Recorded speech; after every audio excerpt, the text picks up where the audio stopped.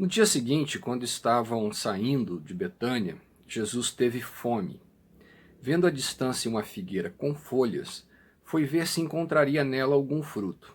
Aproximando-se dela, nada encontrou a não ser folhas, porque não era tempo de figos. Então lhe disse: Ninguém mais coma do seu fruto. E os seus discípulos ouviram-lhe dizer isso. De manhã, ao passarem, viram a figueira seca desde as raízes. Pedro, lembrando-se, disse a Jesus: Mestre, vê, a figueira que amaldiçoaste secou. Respondeu Jesus: Tenho fé em Deus. Eu lhes asseguro que se alguém disser a este monte, levanta-se e atire-se no mar, e não duvidar em seu coração, mas crê que acontecerá o que diz, assim será feito. Portanto, eu lhes digo, tudo o que vocês pedirem em oração, creiam que já o receberam, e assim lhes se sucederá.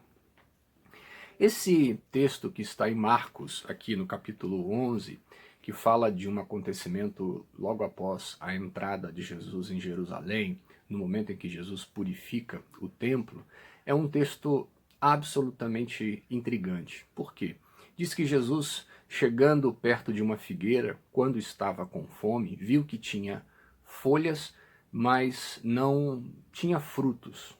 E como estava com fome, ele aproximou-se daquela figueira e viu que não tinha frutos e a amaldiçoou. Só que o texto nos diz que não era tempo de figos. E no outro dia, quando eles passaram por ali, depois da purificação do templo, no outro dia de manhã, Pedro vê aquela figueira seca até a raiz e chama a atenção do mestre, dizendo: Olha, Senhor, aquela figueira que o Senhor amaldiçoou, ela secou até a raiz. Eu fico pensando como que Jesus poderia esperar que houvesse figos numa figueira fora de tempo de figo. Porque é normal que uma árvore dê seu fruto em tempo. É normal que ela ofereça o fruto do seu pé, da sua árvore, quando a natureza a designa que ela dê os frutos. Dar frutos fora de tempo é uma coisa excepcional. Jesus já nos comparou como árvores. E ele disse que nós conhecemos as árvores pelos frutos que as árvores nos oferecem. E nós, como árvores, somos conhecidos pelos frutos que nós oferecemos.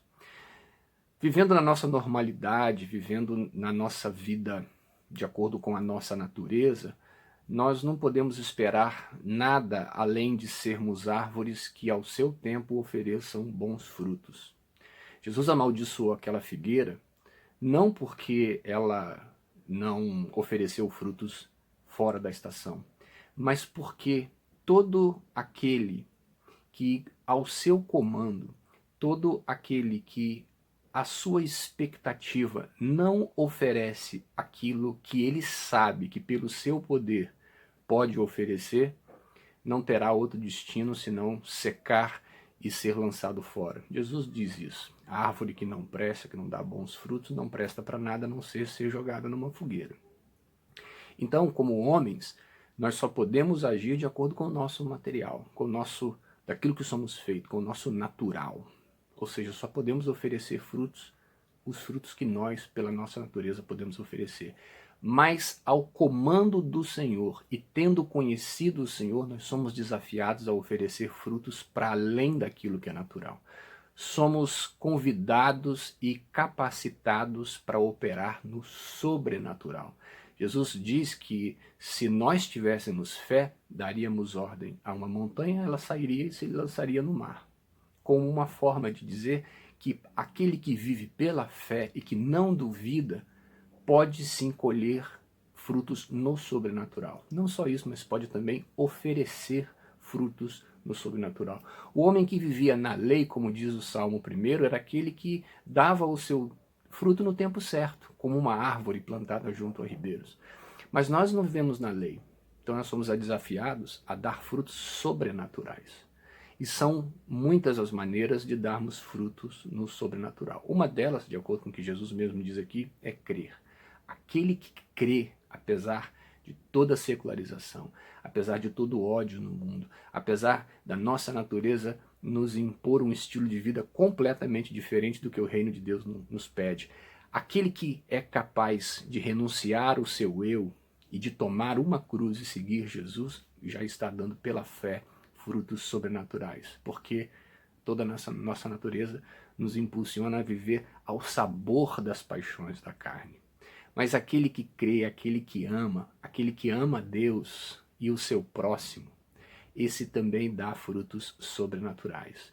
E nós somos convocados pelo poder de Deus que há no Evangelho a frutificar não só durante o tempo, mas também fora de tempo.